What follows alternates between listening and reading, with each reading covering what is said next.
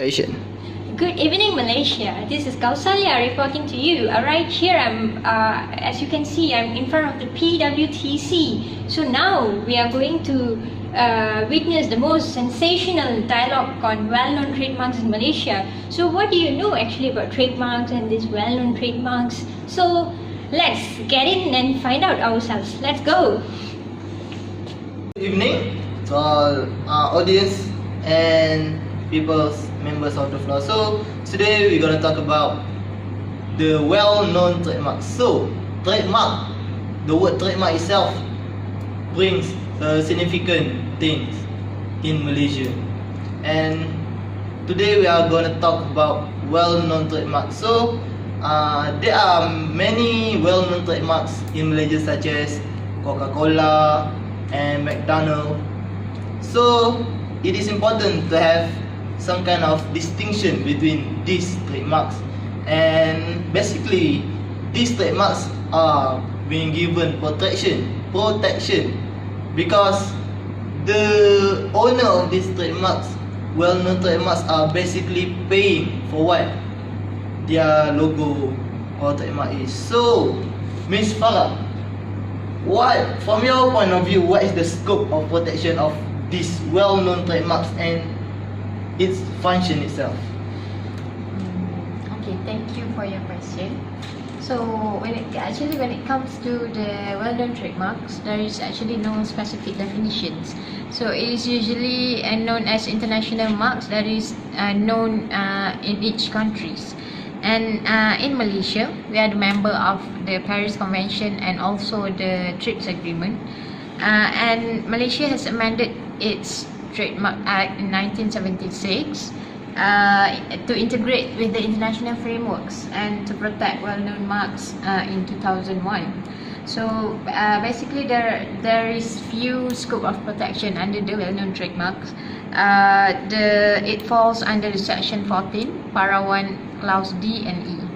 So there is also regulation of 13B of the trademark regulations that provide guidelines of the well-known protection of the trademark, and it determines whether a trademark is well-known or not. So there are two primary functions of the trademark itself. The first one is distinction, which guides consumers towards a particular product or services, and amongst the product or services in the same nature. Secondly, it is to guarantee certain indication of quality. It is to avoid confusion between products and services, as well as to protect the consumers from using the products that is being used or manipulated by other brands. And secondly, the function to the well-known trademark itself is attraction.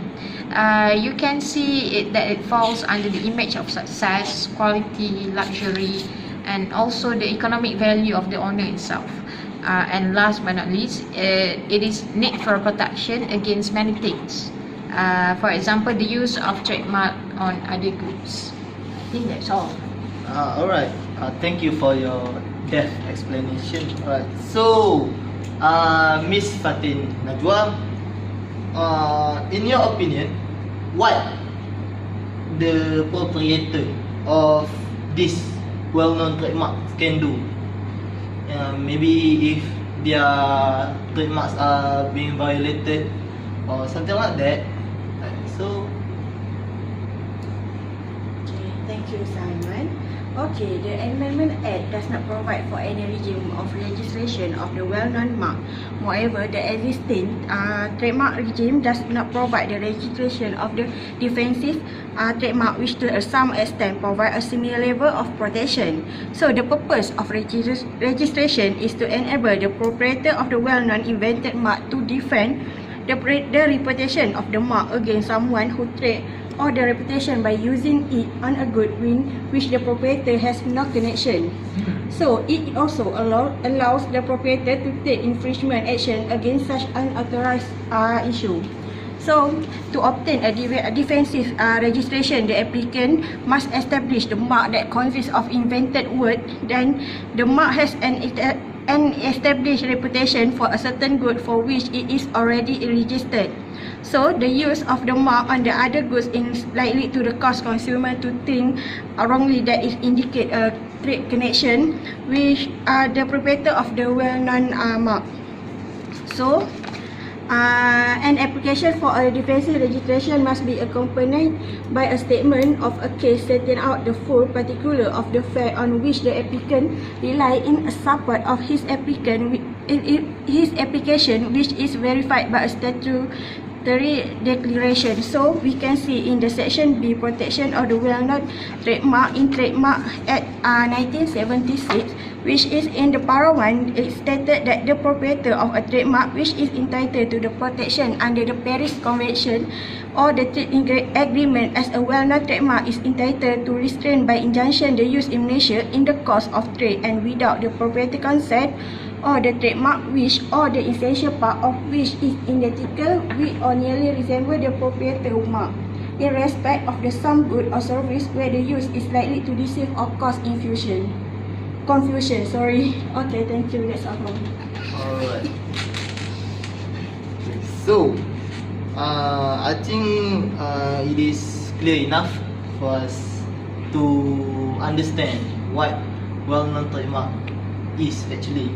So, to give more clear explanation to our title today, which is well-known trademarks in Malaysia, let's have a look in the example of the cases itself. Alright, so Okay, Assalamualaikum and hi. So I'm going to talk about the cases related to the well-known trademark in Malaysia and also international. Okay, so the first one is the case of Y-Tech Auto Parts Sdn Bhd against the X1R Global Holdings Sdn Bhd. Okay, so this case actually happened in 2017, and where the appellant is Y-Tech Auto Parts and the respondent is X1R Global Holding. So the fact of this case is that both parties using the similar trademark, there is X1R, and actually it's caused confusion to the customers, and so the respondent filed the case to the High Court, and then he managed to win the case. And then the issue that being discussed in this case is that the first one, whether the respondent trademark is well-known trademark. So the respondent did success to prove with sufficient evidence, which is that the trademark actually used in more than 30 countries and also being certified by many organizations. And then the second issue is that whether the trademark is used, being registered in different category of goods, and actually did register in different category of goods. Okay, the next issue that we discuss is to determine the connection of goods, where the connection that related is the origin, quality, and also business related.